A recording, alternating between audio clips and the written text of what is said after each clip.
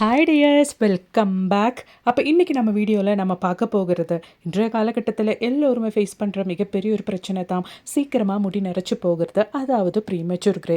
அது மட்டும் இல்லைங்க, ஃப்ரீக்வெண்ட்டாக ஹெல்மெட் எல்லாம் யூஸ் பண்ணுறதுனால இருக்கிற முடி உதிர்தல், டேண்ட்ரஃப் போன்ற எல்லா பிரச்சனைக்கும் நீங்கள் இந்த மாதிரி ஒரு முறை செஞ்சால் போதுங்க. அதுவும் நீங்கள் வேஸ்ட்டுன்னு தூக்கி போடுற இந்த ஒரு பொருள் இருந்தால் போதும். அது மட்டும் இல்லைங்க, இன்றைக்கி நம்ம வீடியோவில் இந்த ஒரு கஞ்சி தண்ணி பயன்படுத்துறதுனால நம்ம உடலுக்கு இருக்கிற அருமையான ஹெல்த் பெனிஃபிட்ஸும் பார்க்க போகிறோம். அதுக்காக வேண்டிட்டு நல்லா திக்கான இளம் சூடாக இருக்கிற ஃப்ரெஷ்ஷான கஞ்சி தண்ணி தாங்க நான் எடுத்திருக்கேன். சாதாரணமாக எல்லோருமே இந்த ஒரு கஞ்சி தண்ணி வடித்து அப்படியே விட்டுருவாங்கல்ல, யாருமே எடுத்துக்க மாட்டாங்க, ஏன்னா வெயிட் போட்டுரும் அப்படின்ற காரணத்தினால. ஆனால் இந்த மாதிரி நம்ம எடுத்துகிட்டு வந்துட்டோம்னா உடலுக்கு அவ்வளோ நல்லதுங்க. அதை எப்படின்னு பார்த்துடலாம். அதுக்காக வேண்டிட்டு இளம் சூடான கஞ்சி தண்ணி தாங்க நான் ஒரு கிளாஸ் எடுத்திருக்கேன். அதோடவே நம்ம சேர்த்து கொடுக்க போகிறது நம்ம வீட்டிலே செய்கிற பசும்பாலில் நம்ம வீட்டில் செய்கிற அருமையான ஹெல்த்தியான நெய் தான். அதுவும் ஒரு 1/4 டீஸ்பூன் அளவுக்கு வெறும் வயிற்றில் காலையில், அப்படி இல்லைன்னா ஒரு 11 மணிக்கெல்லாம் நம்ம இளம் சூட்டு கஞ்சி தண்ணியில் இந்த மாதிரி கொஞ்சம் நெய் மிக்ஸ் பண்ணிட்டு குடிச்சிட்டு வந்துட்டோம்னா அது நம்மளோட உடலுக்கு அவ்வளோ நல்லதுங்க. கஞ்சி தண்ணி ப்ளஸ் நெய் நம்ம சேர்த்து சாப்பிடும்போது செரிமானத்தை மேம்படுத்துவதற்கும் நச்சுக்களை வெளியேற்றுவதற்கும் நல்ல கொழுப்பை உடலுக்கு தருவதற்கும் மிகவும் சிறந்ததாகின்றன. அது மட்டும் இல்லைங்க, கஞ்சி தண்ணியிலும் நெய்யிலும் இருக்கிற நல்ல கொழுப்பு கெட்ட கொழுப்புகளை கரைத்து உடல் பருமனை தடுக்க உதவுகின்றன. அது மட்டும் இல்லைங்க, ரொம்ப சோர்வாக இருந்தால் இந்த மாதிரி ஒரு கிளாஸ் எடுத்துக்கிட்டா போதுங்க, உங்கள் சோர்வெல்லாம் போயிடும், நல்ல ஒரு புத்துணர்ச்சி உங்களுக்கு கிடைக்கும். அது மட்டும் இல்லை, நிறைய டிப்ஸ் இருக்குங்க, நிறைய பெனிஃபிட்ஸ் இருக்குது இந்த ஒரு கஞ்சி தண்ணியும் நெய்யும் சேர்த்து நம்ம சாப்பிட்றதுனால. ஜஸ்ட்டு நீங்கள் ஒன்று கூகுள் பண்ணி பார்த்தா உங்களுக்கே அது தெரிய வரும்.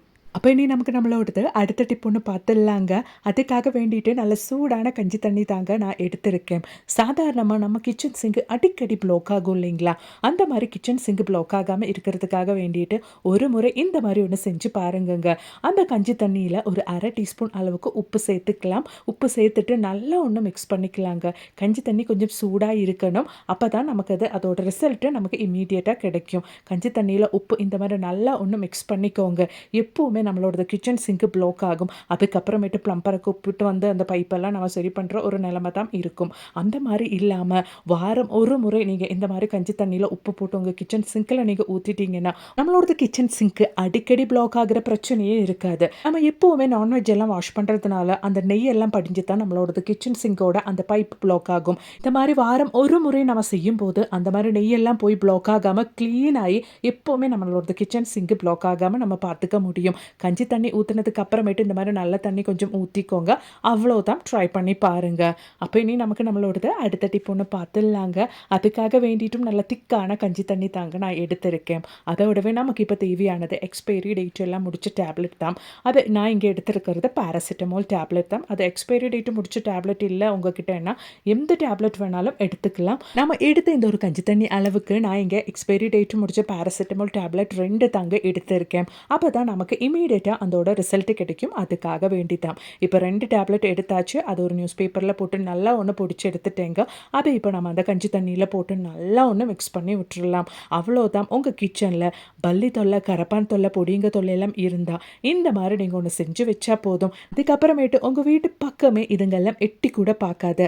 அப்போ இப்போ நம்ம ரெடி பண்ண இந்த ஒரு கஞ்சி தண்ணி நம்ம எப்படி பயன்படுத்த போகிறோம் அப்படின்றது கூட பார்த்துடலாம். அதுக்காக வேண்டிட்டு நான் பாட்டில் மூடிங்க தாங்க எடுத்திருக்கேன். கஞ்சி தண்ணி நல்லா திக்காக இருக்கிறதுனாலே அந்த கஞ்சி தண்ணியோட ஸ்மெல்லுக்கு கண்டிப்பாக பல்லி, கரப்பானெல்லாம் இது பக்கத்தில் வரும். அவ்வளோதான். இப்போ நாம் இந்த கஞ்சி தண்ணியெல்லாம் பாட்டில் மூடியில் ஊற்றியாச்சு. அதுக்கப்புறமேட்டு இந்த பாட்டில் மூடி அப்படியே நம்மளோட கேஸ் ஸ்டோப்புக்கு கீழே எங்கெங்கே பல்லி தொல்லை, கரப்பான் தொல்லை எல்லாம் இருக்கோ அந்த இடத்துல நீங்கள் வச்சு கொடுத்தா போதுங்க. இந்த கஞ்சி தண்ணி குடிச்சிச்சுன்னா அந்த கரப்பான், பல்லி எல்லாம் உங்கள் கிச்சன் பக்கமே வராது.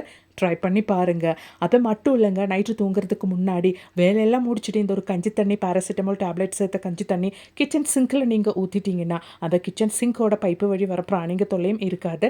கண்டிப்பாக ட்ரை பண்ணுங்கள். பிடிச்சிருந்தா மறக்காமல் ஒன்று லைக் பண்ணுங்கள் ஃப்ரெண்ட்ஸ். அப்போ எனக்கு காலையில் ரொம்ப டேஸ்டியாக நொடியில் செய்யக்கூடிய, அதுவும் தேங்காவே சேர்க்காம ரொம்பவே டேஸ்டியான ஒரு சட்னியோட ரெசிபி பார்த்துடலாம். அதுக்காக வேண்டிட்டு 1 டீஸ்பூன் அளவுக்கு தேங்காய் எண்ணெய் சேர்த்துருக்கேன். 3 பச்சை மிளகா கட் பண்ணி எடுத்திருக்கேன். அதில் ஒரு பச்சை மிளகா இந்த மாதிரி பழுத்த மாதிரி எடுத்துக்கோங்க. அப்போ சட்னிக்கு நல்ல ஒரு டேஸ்ட் இருக்கும். அதோடவே 4 பல் அளவுக்கு பூண்டும் எடுத்துக்கோங்க. அவ்வளோதான். இப்போ நம்மளோடது தேங்காய் எண்ணெய் நல்லா சூடாகி வந்தாச்சு. உங்கள் கையில் தேங்காய் எண்ணெய் இல்லை அப்படின்னா நீங்கள் ரிஃபைண்ட் ஆயில் கூட பயன்படுத்திக்கலாங்க. அவ்வளோதான். நம்மளோடது பச்சை மிளகாயும் பூண்டும் நல்லா எண்ணெயில் போட்டோன்னு வதக்கி எடுத்துடலாம். பச்சை மிளகாயும் பூண்டும் எண்ணெயில் போட்டு வதக்கினதுக்கு அப்புறமேட்டு நம்ம அதை மாற்றி எடுத்துக்கலாங்க. பச்சை மிளகாயும் பூண்டும் நல்லா வதங்கியாச்சு. இப்போ நம்ம அதை மாற்றி ஒரு பாத்திரத்துக்கு எடுத்துடலாம். அதே எண்ணெயில் நாம் ஒரு வெங்காயம் கூட வதக்கி எடுத்துடலாம். ஒரு மீடியம் சைஸ் வெங்காயம் இந்த மாதிரி நல்லா ஒன்று ஸ்லைஸ் பண்ணி கட் பண்ணிவிட்டு நீங்கள் அதுவும் அந்த சேம் எண்ணெயிலே போட்டு வதக்கி எடுத்துக்கோங்க. இந்த டைமில் வேணும்னா கொஞ்சம் உப்பு நீங்கள் ஆட் பண்ணிக்கோங்க. அப்போ நமக்கு நம்மளோட வெங்காயம் கொஞ்சம் சீக்கிரமாகவே வதங்கி கிடைக்கும். அதுக்காக வேண்டிதான் கொஞ்சம் கண்ணாடி பதம் வர அளவுக்கு மட்டுமே நீங்கள் வதக்கி எடுத்தால் போதும். அவ்வளோதான். பாருங்கள், நம்மளோட வெங்காயம் கொஞ்சம் கண்ணாடி பதத்துக்கு மாறுது. இப்போ நம்ம வெங்காயம் ஒரு பவுலுக்கு மாற்றிடலாம். இப்போ நம்ம வதக்கின வெங்காயம், பச்சை மிளகாய், பூண்டு எல்லாமே மிக்ஸி ஜாருக்கு மாற்றிடலாம். இதோடவே ஒரு மீடியம் சைஸ் இஞ்சி க்ளீன் பண்ணிவிட்டு வாஷ் பண்ணி அது கூட சேர்த்துக்கலாம். இப்போ ஒரு சின்ன கரண்டி அளவுக்கு முழுசாக இருக்கிற பொட்டுக்கடலையும் சேர்த்துக்கலாம். அதுவும் 2 கரண்டி அளவுக்கு தான் நான் இங்கே சேர்த்துருக்கேன். உங்களுக்கு சட்னி நல்லா திக்காக வேணும்னா அதுக்கு தகுந்த மாதிரி பொட்டுக்கடலை சேர்த்துக்கோங்க. ஒரு 2 கருவேப்பிலை கூட சேர்த்துட்டு தேவையான அளவுக்கு உப்பு சேர்த்து நல்லா சூடான தண்ணியிலேயே சட்னி அரைச்சிக்கோங்க. அப்போ தான் நம்மளோடது சட்னி நல்லா ஹோட்டல் ஸ்டைலில் இருக்கிற மாதிரி டேஸ்டியாக இருக்கும். அவ்வளோதான். நம்மளோடது சட்டுன்னு செய்யக்கூடிய டேஸ்டியான தேங்காய் சேர்க்காமல் இருக்கக்கூடிய ஒரு சட்னி ரெடி ஆயிருச்சு. ஒரு சட்னி மட்டும் இருந்தால் போதுங்க. எவ்வளோ தோசை இட்லி வேணாலும் சாப்பிடலாம். அவ்வளோ டேஸ்டியாக இருக்கும். நேரத்துக்கூடையும் அட்டகாசமான காம்பினேஷனுங்க. அவ்வளோதான். கொஞ்சம் தண்ணி மிக்ஸி ஜார்லேயும் ஊற்றி அந்த தண்ணியும் சேர்த்து நம்மளோட திக்கான டேஸ்டியான சட்னி ரெடி ஆயாச்சு. அதோடவே நம்ம கொஞ்சம் தாளிப்பும் ரெடி பண்ணிக்கலாங்க. அதுக்காக வேண்டிட்டு எண்ணெயில் கடுகு கருவேப்பிலை போட்டு தாளிப்பும் ஊற்றியாச்சுங்க. கண்டிப்பாக ட்ரை பண்ணுங்க. பிடிச்சிருந்தா மறக்காம ஒன்று லைக் பண்ணுங்க. பெண்ணி நமக்கு நம்மளோடது அடுத்த டிப் ஒன்று பார்த்துடலாங்க. அதுக்காக வேண்டிட்டு நீங்கள் தமிழில் பார்த்த மாதிரி நீங்கள் வேஸ்ட்டுன்னு தூக்கி போடுற இந்த 2 பொருள், அதாவது பீட்ரூட்டோட தோலும் மாதுளை பழத்தோட தோலும் தாங்க நான் எடுத்திருக்கேன். இதை பயன்படுத்திட்டு கெமிக்கலே இல்லாமல் வித்தின் மினிட்ஸில் எப்படி நம்மளோடது வெள்ளை முடி கருப்பாக்குறதுன்றதை பார்த்துடலாம். இந்த மெத்தடில் தான் நீங்கள் உங்கள் முடி கருக்க வைக்கிறீங்க அப்படின்னா அதுக்கப்புறமேட்டு உங்கள் தலைமுடியில் 85 வயசானாலும் ஒரு வெள்ளை முடி கூட இருக்காதுங்க. அதுக்காக வேண்டிட்டு நான் மிக்ஸி ஜார் எடுத்திருக்கேன். ஆல்ரெடி கொஞ்சம் கிராம்பு பிடிச்ச ஜாரில் தாங்க நான் எடுத்திருக்கேன். இப்போ நம்ம வாஷ் பண்ணிவிட்டு தேவையான அளவுக்கு மாதுளப்பழத்தோட தோலும் அது மாதிரியே நம்மளோட பீட்ரூட்டோட தோலும் சேர்த்துக்கலாம். நேச்சுரலாகவே மாதுளப்பழத்தோட தோலும் பீட்ரூட்டோட தோலும் நம்மளோட ப்ரீமெச்சூர் கிரே இல்லாமல் பண்ணுறதுக்கு ரொம்பவே ஹெல்ப் பண்ணும். அவ்வளோதான். ஜஸ்ட் ஒன்று க்ரஷ் பண்ணி எடுத்தாச்சு. அதோடவே நமக்கு தேவையானது கஞ்சி தண்ணியோட தெளி, அதாவது அந்த திக்னஸ் எல்லாம் கீழே இறங்கி கஞ்சி தண்ணியோட மேலே இருக்கிற அந்த ஒரு தண்ணி தான் நான் தெளிஞ்ச அந்த ஒரு கஞ்சி தண்ணி தான் இதில் ஊற்றுறோம். தேவையான அளவுக்கு தெளிஞ்ச கஞ்சி தண்ணி ஊற்றினதுக்கு அப்புறமேட்டு அதுவும் நல்லா ஃப்ரெஷ்ஷான தெளிஞ்ச கஞ்சி தண்ணி ஊற்றிக்கோங்க. அதுக்கப்புறமேட்டு நல்லா ஃபைன் பேஸ்ட்டாக நீங்கள் அரைச்சி எடுத்துக்கோங்க. இந்த மாதிரி நீங்கள் செஞ்சுட்டு வர்றதுனால உங்கள் முடிக்கு நல்லா நேச்சுரலான ஒரு கருப்பு நிறம் கிடைக்கும். அதுக்காக வேண்டித்தான். அவ்வளோதான். நம்ம அரைச்ச பேஸ்ட்டு நம்ம தேவையான அளவுக்கு ஒரு பவுலுக்கு மாற்றிடலாம். மிச்சம் இருக்கிற அந்த ஒரு பேஸ்ட்டு நீங்கள் ஃப்ரிட்ஜில் ஸ்டோர் பண்ணிக்கலாங்க. கெட்டு போகாது 1 மாதம் வரைக்கும். இங்கே 1.5 டேபிள் ஸ்பூன் அளவுக்கு அரைச்ச பேஸ்ட் எடுத்திருக்கேன். அதோடவே நம்ம இப்போ சேர்க்க போகிறது ஆயுர்வேதிக் ஷாப்பில் இருந்தெல்லாம் நம்ம வாங்கக்கூடிய கெமிக்கல் இல்லாத அது மாதிரி அமோனியா ஃப்ரீயாக இருக்கிற இந்த மாதிரி ஹெர்பல் பிளாக் ஹென்னா தாங்க. இது நமக்கு ஆயுர்வேதிக் ஷாப்பில் கேட்டால் கிடைக்கும். அதுவும் கெமிக்கல் இல்லாத பிளாக் ஹென்னா. இதை நம்ம போடுறதுனால நமக்கு எந்த ஒரு சைட் எஃபெக்ட்ஸும் இருக்காது. பிளாக் ஹென்னா நம்ம டேரெக்டாக நம்மளோட வெள்ளை முடியில் அப்ளை பண்ணுறது கிடையாது. அதோடவே பீட்ரூட்டோட தோல், மாதுளப்பழத்தோட தோலும் கஞ்சி தண்ணியெல்லாம் சேர்த்து அரைச்ச பேஸ்ட்டோட தான் நம்ம சேர்க்குறோம்.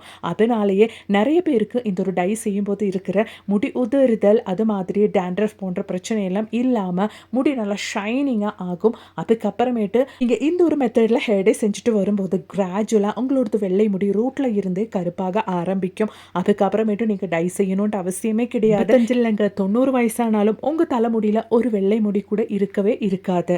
எவ்வளோதான் நம்ம எப்படி டை செஞ்சாலும் ஒரு சிலவங்களுக்கு அந்த ஒரு அலர்ஜி தொந்தரவு இருக்கும். அந்த மாதிரி இருக்கிறவங்க உங்கள் தலையில் ஒரு பேட்ச் டெஸ்ட் மாதிரி செஞ்சதுக்கு அப்புறமேட்டு நீங்கள் முழுசாக அப்ளை பண்ணிக்கோங்க. அலர்ஜி இருக்குதா இல்லையான்னு செக் பண்ணிவிட்டு இந்த மாதிரி நம்ம ஹேர் டை ஒரு சீப்பு யூஸ் பண்ணி செய்யும்போது ஈஸியாக நமக்கு யாரோட ஹெல்ப்பும் இல்லாமல் ஹேர் டை நம்மளோட தலையில் அப்ளை பண்ண முடியும். ஹேர் டை அப்ளை பண்ணி ஒரு 1/2 hour வச்சுருந்துட்டு, அதாவது அந்த ஹேர் டை நல்லா உங்கள் தலைமுடியில் ட்ரை ஆனதுக்கு அப்புறமேட்டு நீங்கள் மைல்டான சோப்பை ஷாம்பு ஏதோ ஒன்று பயன்படுத்திட்டு வாஷ் பண்ணிக்கோங்க. அவ்வளோதான்.